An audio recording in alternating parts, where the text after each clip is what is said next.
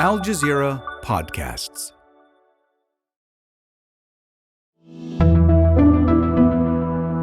Today, Rafah's last lifeline.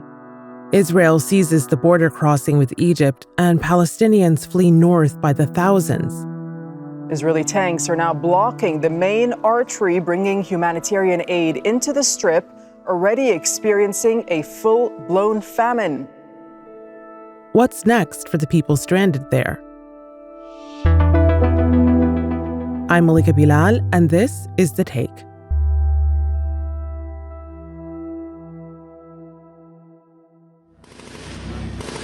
There's a sign at the Rafah border crossing in an outdoor waiting area. It's set up on the sidewalk. In big red letters, it reads, "I heart Gaza." On Tuesday, a video shot from an Israeli tank shows it rolling over the sign, crushing it. You can hear a voice from the video reading the sign as it happens. Gaza. The crossing is now under Israeli control. For months, this was the area where Palestinians spent days and sometimes weeks, many sleeping on the ground, waiting for their names to be called to cross to Egypt. It's also the crossing where aid trickled in, until this week. Sara Khairat has been covering Rafah as people brace for the worst assault yet on Gaza's southernmost city. She talked to me from Doha. It's good to have you back on the podcast, Sara. As part of your coverage, you have been reporting on Rafah, and that means you know that just hours after news broke that Hamas had accepted a ceasefire proposal, and cheers went up amongst people in Rafah. The Israeli military seized the Palestinian side of the Rafah border crossing with Egypt. More than 1 million Palestinians are sheltering in Rafah. What do we know about the situation there now? Palestinians in Rafah are extremely scared. Many of them have been displaced 5 and 6 times even from all across the Gaza Strip. So, they said that we were told by the Israelis, move to Rafah, that's the safest place you're going to be, and you'll be fine. Israel has told around 1 million Palestinians in the northern part of Gaza to move down to the southern part of the territory within the next 24 hours. People that left the north, people that left Gaza City, which is the central part of the Gaza Strip, and Khan Yunis, all of these places across the Gaza Strip, they were told to move south. And that's exactly what they did. They were forced to do that. Of course, no one wants to leave their homes. They get there. And then now they're being told that they have to move again. And of course, for them, it's extremely distressing and traumatic on many, many levels. And of course, a lot of those are children. And you also have them being told by the Israelis to move to these so-called safe zones, which include Khan Yunis, as well as other areas. But these are places that were former battlefields, places that have been decimated, places with barely any infrastructure, places that are also overcrowded already with tents where people don't have any homes anymore.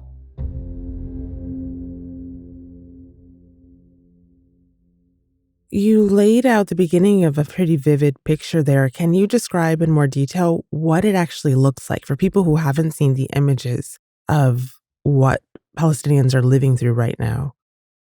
Imagine a place where buildings have been completely bombed, street after street, row after row.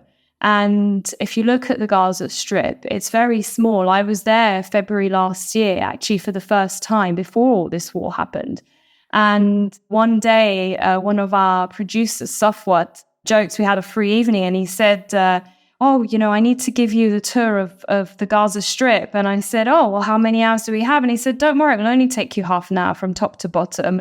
And he laughed, and every time he was pointing these places out, but he said it's home for us, no matter how small this place is, no matter how squeezed we are. the population of the Gaza Strip is standing at about 2.3 million Palestinians. Now, 1.5 million of those are squeezed and forced into Rafah. And not only are they with very little resources, there's barely any food, malnutrition is very much a thing. You'll see videos of children that look like 3, but their real age is about 7, and almost on death's doorstep. And famine is very much real, certainly in the north, but it's spreading, according to the UN and all of the aid agencies, to the south if the Rafah crossing remains closed, if Israel remains in control of it, and that's because a lifeline of aid is unable to get into Gaza through the Rafah crossing from Egypt. Let's talk about that crossing, because leaving Gaza through the Rafah crossing had already been almost impossible for a lot of Palestinians who were asked to pay these astronomical fees to Egyptian travel agencies in order to get out. Aid flow through the border had also been very limited. The amount that being delivered to the Gaza Strip is still yet incomparable to the immense needs of populations here, specifically those who are trapped in the northern part of Gaza and facing high rates of malnutrition and with different signs of famine looming on the horizon. Now that the crossing is fully in Israel's control, what difference does it make for travel and for aid? You've got nothing coming in and out for the last few days since the Israeli forces, despite international pressure, including from their ally, the US, telling them, don't bomb Rafah, open the crossing to allow more aid in. And despite that, Israel has completely ignored all of those warnings and has still gone ahead with this. Virtually all humanitarian aid into Gaza was cut off. Aid organisations again sounding deep alarm over the risk of full-scale famine across Gaza. Now, we're not just talking aid here, because a lot of those from Gaza that have severe injuries, life-threatening injuries, they have to be able to go through the crossing to the Egyptian side because they have hospitals there. Now, that's another thing. A lot of the hospitals don't exist anymore. There's no medication. People are having amputations without any painkillers. So that crossing is vital. And not only, Malika, was it vital during this war, it was vital before the war because a lot of the aid was coming through because Gaza has been under a 17-year blockade that doesn't allow Palestinians living there in and out easily unless they get special permits from the Israelis for exceptional circumstances, sometimes whether it was work to go and work in Israel, perhaps it was for medical purposes. But even then, the aid that was before the war going to Gaza was still not enough. So can you imagine what that must be like now? And this is why international aid agencies have come together, desperate to ensure that aid does go through. I'm Elena Ranchal. I'm the Director of International Operations for MDM Funds. Gaza is closed. Nothing is going on. Nothing and nobody is going out.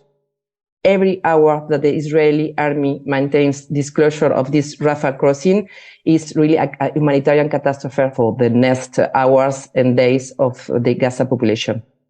The Israeli army just give few hours to evacuate. We are talking about hundreds of thousands of people. These displacements constitute forcible transfer in grave breach of international humanitarian law. This has been a condition that even the Americans now realize that if they don't do something about this soon, it will be, in the words of many, catastrophic. So what's being done to change that? That's after the break.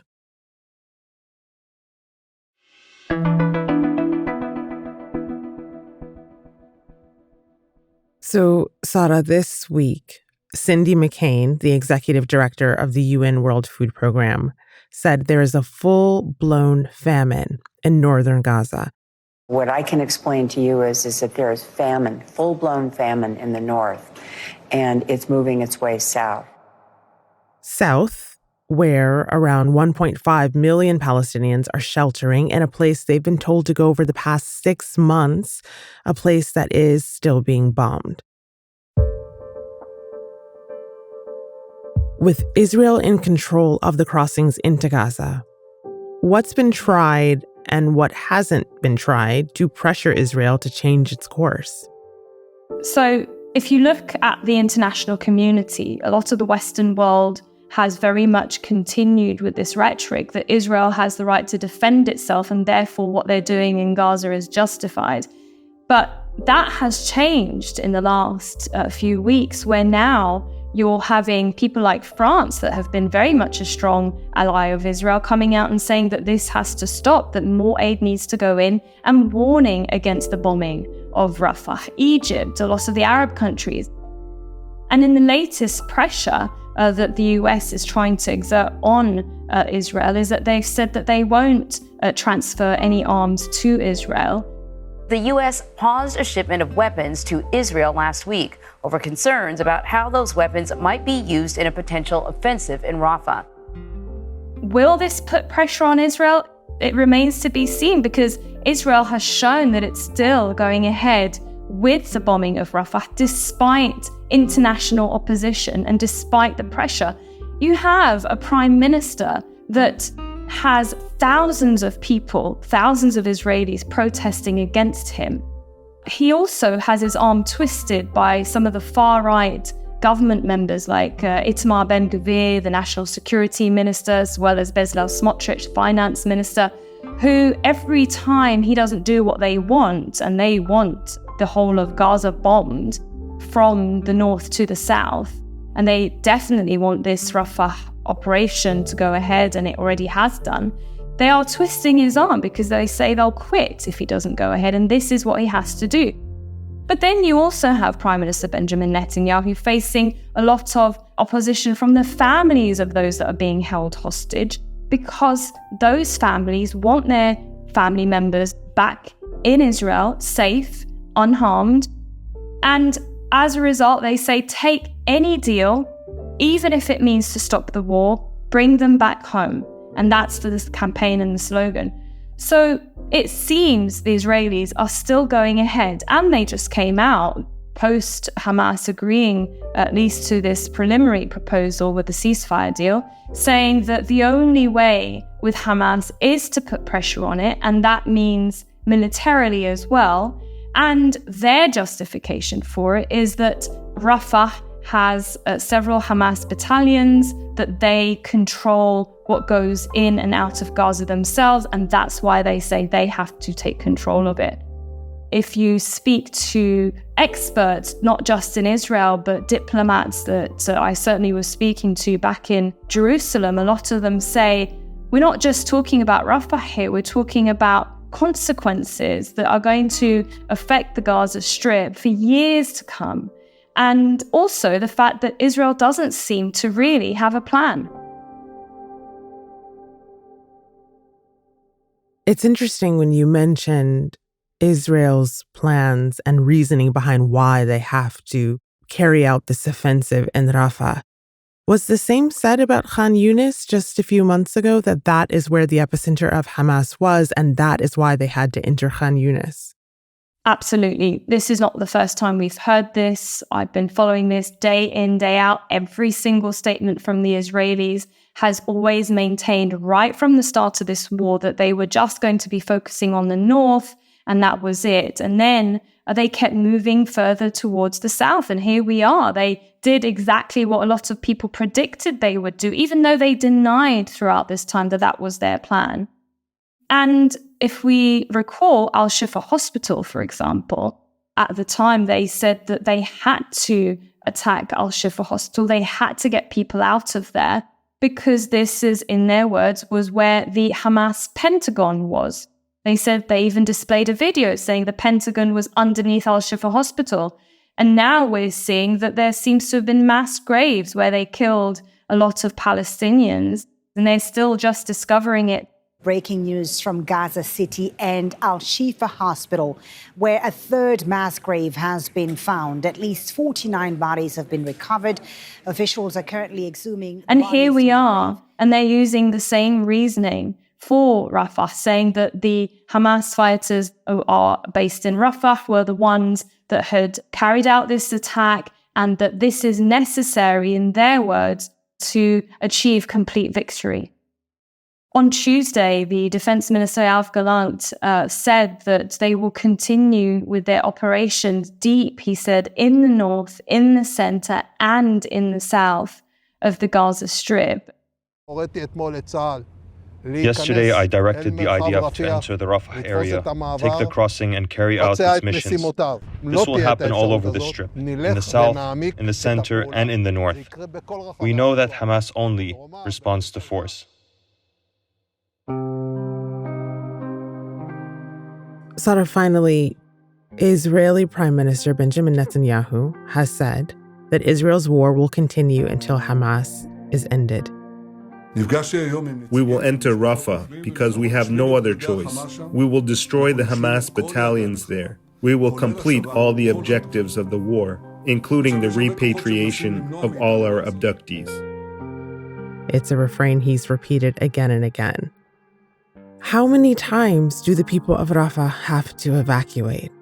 We're all waiting for this large-scale ground offensive, countries warning against it, people waiting in fear of it. Where does that actually leave people who have been told to go south, looking for safety when there is no safe place in Gaza? It really doesn't leave people in Gaza with much choice.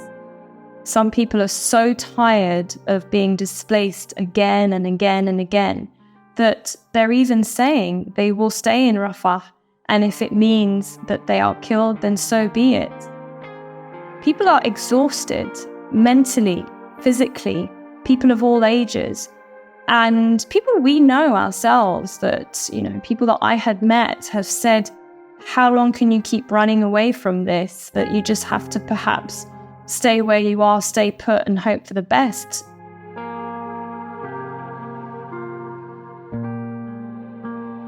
And that's The Take.